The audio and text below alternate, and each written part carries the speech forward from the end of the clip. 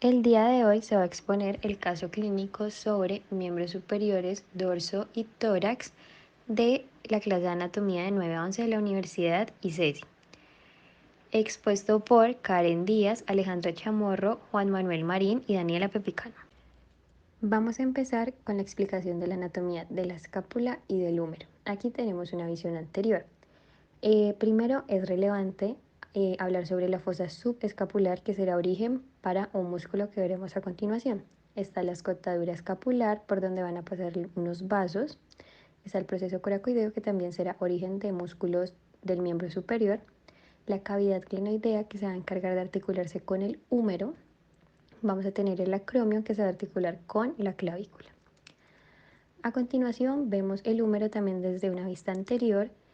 Se puede notar el tubérculo mayor, que va a ser relevante para unos músculos que veremos, el tubérculo menor, el surco intertubercular y la tuberosidad deltoidea, donde se va a insertar el músculo deltoideo. Ahora vamos a hablar de la escápula y del húmero desde una visión posterior. Primero está la espina de la escápula. La espina de la escápula se va a encargar de dividir la cara posterior de la escápula en una fosa supraespinosa donde se va a originar un músculo, y la fosa infraespinosa donde se va a originar otro músculo. Además, en el húmero vamos a tener el surco para el nervio radial. Ahora vamos a mencionar unos músculos que son importantes para entender el caso clínico. Primero vamos a tener el músculo supraespinoso. Él se va a originar en esa fosa supraespinosa que fue mencionada anteriormente y se va a insertar en el tubérculo mayor del húmero, en la carilla articular superior. Este músculo se va a encargar de empezar la abducción del hombro en los primeros 15 grados y también va a ayudar a la rotación lateral del hombro. Posteriormente vamos a tener el músculo infraespinoso, que se va a originar en la fosa infraespinosa y se va también a insertar en ese tubérculo mayor del húmero. Él también va a ayudar a la rotación lateral. Y vamos a tener el terete menor o redondo menor, que se va a originar en el borde lateral de la escápula y se va a insertar en el tubérculo mayor del húmero. Él también va a ayudar a la rotación lateral del húmero. Para este caso clínico también es importante reconocer este músculo, que se llama serrato anterior. El serrato anterior se va a originar de la primera a la 10ª costilla. Esto pasa normalmente, aunque hay en algunos individuos que puede variar la longitud del músculo, pero él se va a insertar en el borde medio de la escápula. Una de sus funciones es adosar esa escápula a la reja costal. Eso va a ser muy relevante para el caso clínico que vamos a ver a continuación. Ahora les voy a hablar sobre el ciclo cardíaco. La sangre poco oxigenada del cuerpo llega al corazón a través de la vena cava superior y la vena cava inferior. Estas llegan al atrio derecho. Además, cabe resaltar que ese mismo atrio derecho tiene el orificio para el seno coronario, donde va a llegar la sangre poco oxigenada del mismo corazón. De ahí, la sangre va a pasar por la válvula tricúspide llegando al ventrículo derecho. Del ventrículo derecho sale el tronco pulmonar y este se divide en arteria pulmonar derecha y en arteria pulmonar izquierda, llevando la sangre al pulmón derecho e izquierdo respectivamente. En el pulmón ocurre el intercambio gaseoso en los sacos alveolares y de ahí la sangre se devuelve por las venas pulmonares inferior y superior derecha e inferior y superior izquierda, llegando al atrio izquierdo. De este, la sangre pasa por la válvula mitral o bicúspide al ventrículo izquierdo. De ese ventrículo izquierdo sale la arteria aorta ascendente, llevando la sangre rica en oxígeno a todo el cuerpo. Dos términos importantes son sístole y diástole. La sístole es la contracción del corazón, tanto atrios como ventrículos, y la diástole es la relajación del corazón o fase de llenado.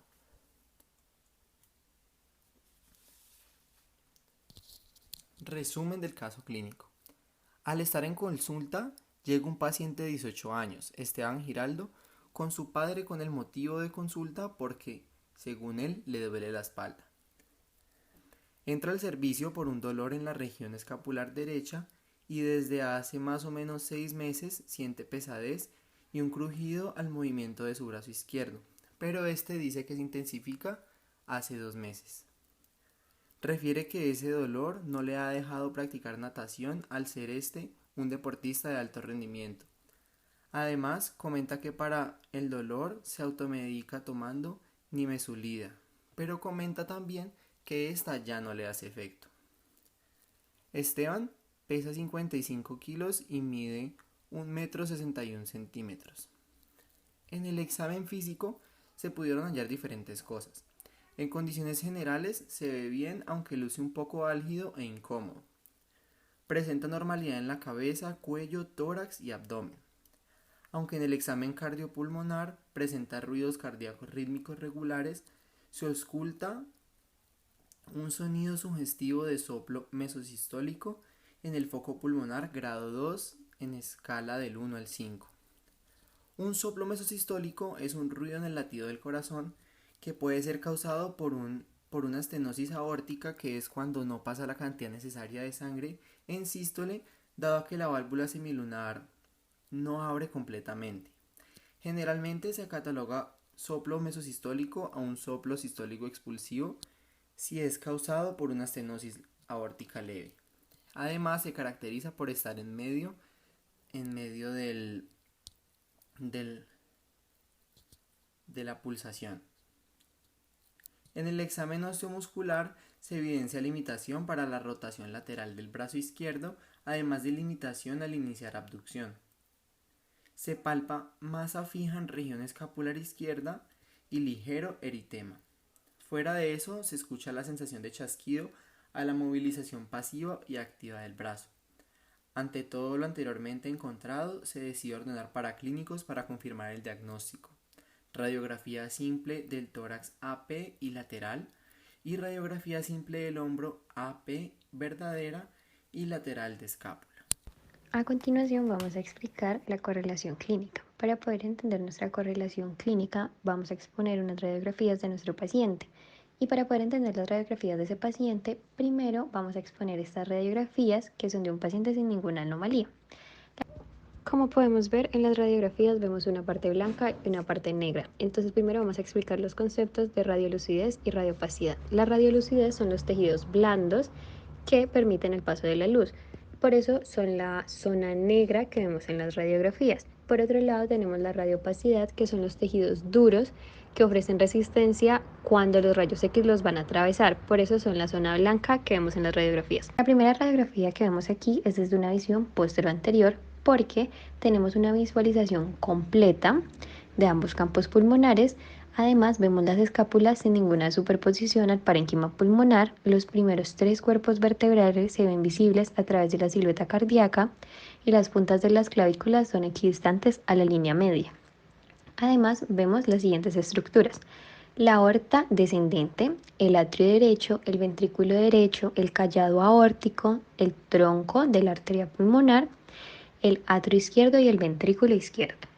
Por otro lado, esta radiografía que vemos aquí es desde una proyección anteroposterior, porque se puede observar la parte anterior de la escápula y se observa claramente la clavícula. Es una radiografía del lado izquierdo del tórax del paciente porque se observa el ápex del corazón, que se encuentra en la parte izquierda. Aquí vamos a evidenciar unas estructuras óseas. Vamos a tener la clavícula, la escápula, los cuerpos vertebrales y el húmero. Además, podemos observar unos reparos anatómicos que van a ser la espina de la escápula, el proceso coracoideo, y aunque no se evidencia perfectamente, sabemos que hacia este lado está el tubérculo mayor y hacia este el tubérculo menor del húmero, por la explicación anatómica que fue dada anteriormente. También podemos evidenciar el ángulo superior y el ángulo inferior de la escápula, y por último se ve claramente la cavidad glenoidea. En cuanto a las radiografías del paciente Esteban Giraldo, podemos ver que la radiografía A tiene una vista posterior anterior, donde podemos ver un edema en el tejido blanco en su lado izquierdo, pero esta radiografía tiene la placa mal puesta porque se le ve una rotación extraña. Más que todo se nota en la posición del inicio de esa articulación esternoclavicular. La radiografía B es lateral del lado izquierdo, ya que podemos ver los cuerpos vertebrales posteriormente y podemos identificar el pulmón izquierdo tapando el corazón, pulmón y mediastino normal. La radiografía C es oblicua anterior izquierda del hombro. ya que se puede ver la articulación glenohumeral que solamente se ve desde una vista anterior y se sabe que es izquierdo por la lateralidad de los huesos. Se ve una radiopacidad intensa a nivel de la clavícula. Puede ser a causa de un tendón inflamado.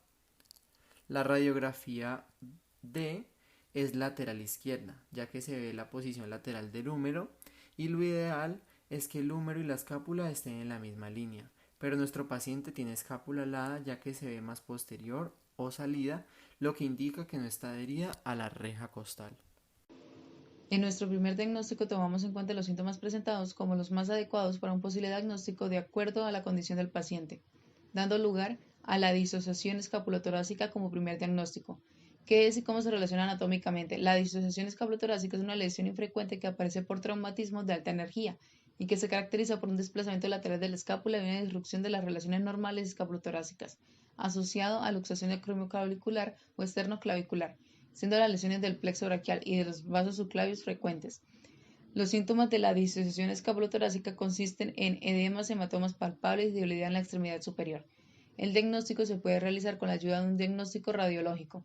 En la proyección anteroposterior de la radiografía de tórax puede observarse el desplazamiento lateral de la escápula y la separación acromioclavicular, así como fracturas de la clavícula. En la radiografía de tórax, el desplazamiento escapulotorácico se diagnostica con una diferencia mayor a 1 centímetro en la distancia entre el borde medial de la escápula y el proceso espinoso del lado afectado. En complementario, se realizaría un examen físico que, de acuerdo a la radiografía, sería posible detectar edemas en tejidos blandos alrededor del hombro y del miembro superior. El tratamiento se realizaría de acuerdo a la historia clínica, con el ingreso del paciente al hospital para proceder a la estabilización quirúrgica de las fracturas y luxaciones que se presenten.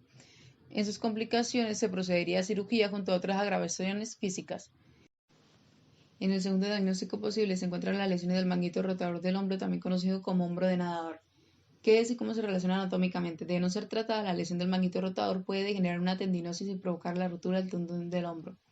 La causa más frecuente de lesión del manguito rotador es la mezcla de las actividades deportivas o laborales por encima del plano de los ojos. En este caso, como el paciente es nadador y realiza mal levantamiento de pesas, se encuentra predispuesto a una lesión de tal distinción. La compresión e inflamación de esta área provocará el desgaste y finalmente la rotura del tendón supraespinoso. Los atletas que realizan movimientos repetitivos con los brazos regularmente corren un mayor riesgo de lesión del manguito rotador. Los síntomas de la lesión del manguito rotador del hombro son inflamación del tendón o tendinitis del hombro, generalmente en el tendón supraespinoso. Esta inflamación puede desencadenar una lesión del manguito rotador más grave, y la presencia de una tendinitis del hombro mantenida dentro de un tiempo amplio provocará un desgaste del tendón, también conocido como tendinosis.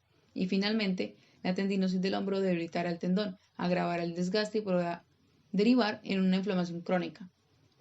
El diagnóstico se puede realizar durante el examen físico, puesto que se presionará distintas partes del hombro y se moverá el brazo en diferentes posiciones, y a su vez se controlará la fuerza de los músculos que están alrededor del hombro y en los brazos del paciente. Adicional, se puede disponer de radiografías. El tratamiento dispondrá de la recuperación de la lesión del manguito de los rotadores con ejercicios de fisioterapia que mejoren la flexibilidad y la fuerza de los músculos que rodean la articulación del hombro, para conseguir la estabilidad muscular de la articulación. La fisioterapia de lesión del manguito del rotador suele ser útil en las primeras fases, cuando todavía no existe una rotura tendinosa. En cuanto a sus complicaciones, la persistencia en la fase de la tendinosis de la lesión del manguito rotador sin un tratamiento específico puede provocar una rotura del manguito rotador o una rotura del tendón. Si se llega a sufrir una rotura del tendón supraespinoso, ya sea parcial o total, el tratamiento más efectivo será el de cirugía. En el tercer diagnóstico posible se encuentra el síndrome del opérculo torácico, que es y cómo se relaciona anatómicamente. El síndrome del opérculo torácico, también conocido como SOT, es causado por la compresión de las estructuras neurovasculares que pasan a través de la entrada del tórax. A su vez, se encuentra constituido por un conjunto de síntomas originados en la extremidad superior, en el tórax, en el cuello, en los hombros y la cabeza. Los síntomas son debido a la presión de una compresión posicional continua o intermitente.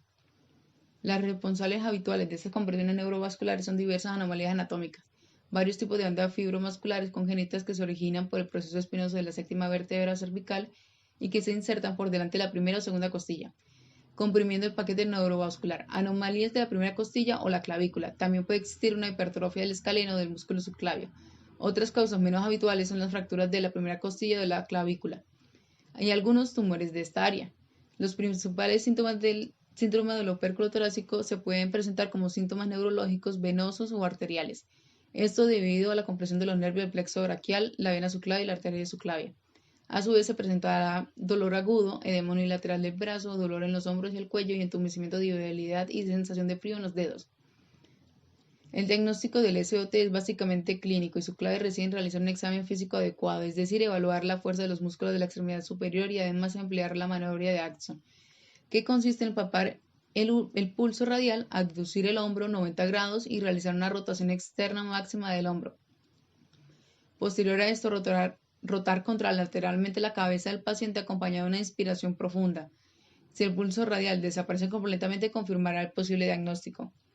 El tratamiento se realizará de acuerdo a la historia clínica. El tratamiento estará ligado al componente del paquete vasculonervioso comprometido y generalmente recibirá un tratamiento inicial habitual que será kinésico para reeducar la musculatura de la cintura escapulohumeral. Solo si presenta síntomas neurológicos incapacitantes o complicaciones vasculares derivadas de la compresión crónica. Es decir, en sus complicaciones se justificará la corrección quirúrgica para ampliar las estructuras osteomusculares que conforman el opérculo torácico. Para un diagnóstico final más acertado, consideramos que hace falta más información en el desarrollo del caso, como explicación más detallada de cuándo empezó la molestia, en qué lugares específicos se siente dolor, si algún movimiento en específico incrementó esa incomodidad en los últimos meses, si tiene otros padecimientos generales e incluso si recuerda en qué ambiente se encontraba cuando empezaron los síntomas. Todo esto para identificar más fácilmente la causa de su molestia inicial y para tener un foco más preciso de la situación de Esteban y del desarrollo de su patología. Además, en el hemograma, datos como los leucocitos que nos ayudan a evaluar una posible infección no se encuentran presentes. En la determinación del diagnóstico final de Esteban debemos centrarnos en la limitación de los arcos de movilidad que presenta y en el aumento de la radioopacidad en el espacio entre la escápula y la reja torácica, como refiere el radiólogo. Inicialmente descartamos una disociación escapulotorácica, porque como él dice, no ha tenido ningún trauma severo que la pueda causar. Teniendo en cuenta que es un deportista de alto rendimiento y que el tipo de movimientos que se ven afectados son principalmente la rotación lateral y abducción del brazo, consideramos un diagnóstico final de tendinitis del manguito rotador del lado izquierdo, donde se pueden ver comprometidos los músculos subescapular, supraespinoso, infraespinoso y terete menor, con sus respectivos tendones y donde frecuentemente se presenta un chasquido continuo del hombro. En el caso de Esteban, consideramos que el principal músculo que está afectado es el supraespinoso izquierdo, pues se encarga de la abducción inicial del brazo, movimiento que nuestro paciente se ve más limitado a hacer, además de darle estabilidad a la articulación glenohumeral, lo que podría explicar la disminución de los arcos de movilidad en su brazo izquierdo. También el músculo terete menor e infraespinoso explicaría su limitación para realizar una rotación lateral. Este sería nuestro primer diagnóstico final. Al ver las radiografías y analizar el espacio de tejido blando que se encuentra entre la pared torácica y la escápula, podemos determinar que además de la tendinitis del manguito rotador a causa de un mal movimiento en su entrenamiento físico, Esteban puede presentar un sarcoma en esa región, que hace que la escápula se desplace un poco de la reja torácica. Esto también se refleja en la masa que él presenta a nivel de la escápula y explicaría por qué Esteban refiere haber tenido fiebre en los últimos días, dolor de espalda, considerable pérdida de peso en el último mes, y por qué su hemograma presenta niveles bajos de hemoglobina, que indican una leve anemia, que también explica la razón de sus conjuntivas pálidas. Las tres condiciones mencionadas anteriormente pueden ser signos de un sarcoma, siendo la última también posible causa de la nimesulida que Esteban se ha automedicado hace 2 meses y que se ha encontrado puede inducir en ciertos casos anemia. Este posible sarcoma pudo empezar a evolucionar más rápidamente en los últimos 2 meses, donde Esteban refiere haber tenido más molestias. Para determinar la gravedad del soplo cardíaco en Esteban y lo que se indica, se deben tener claros ciertos conceptos. Un soplo cardíaco es un sonido anormal que se escucha al hacer la auscultación del corazón y que indica un flujo de sangre turbulento a través de las válvulas. Se puede clasificar dependiendo de su grado de intensidad al auscultarse en 6 grados, siendo el grado 1 difícil de oír y el 6 el más intenso, y dependiendo del momento del ciclo cardíaco en donde se presente, siendo sistólico o diastólico, donde se adicionan prefijos proto, meso, tele y olo que determinan en qué instante de la sístole o diástole se presentó el soplo.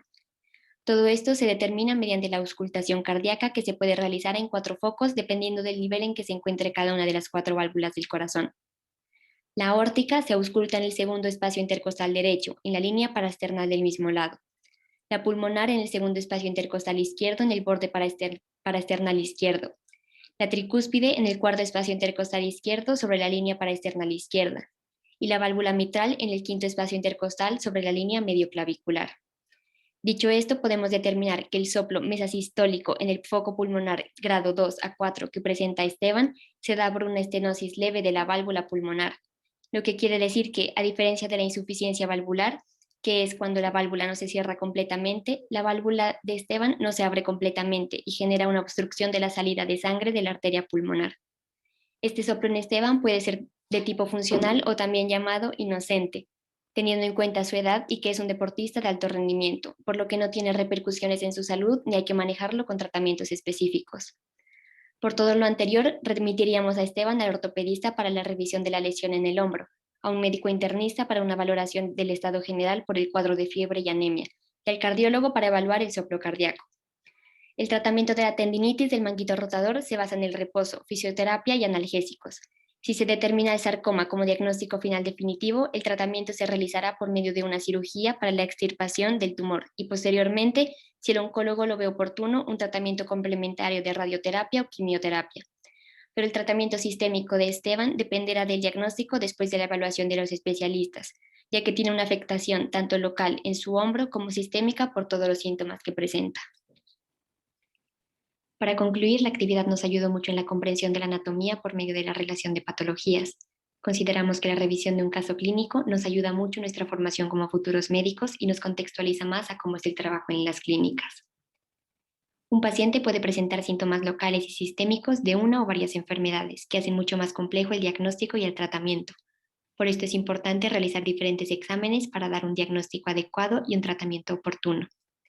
Además, aunque un paciente puede ser remitido a diferentes especialistas, necesitará un manejo integral de todos para lograr su curación y recuperación. En el caso de Esteban, al estar anémico y haber perdido peso, necesitará una dieta balanceada con alimentos ricos en proteínas, calorías y hierro.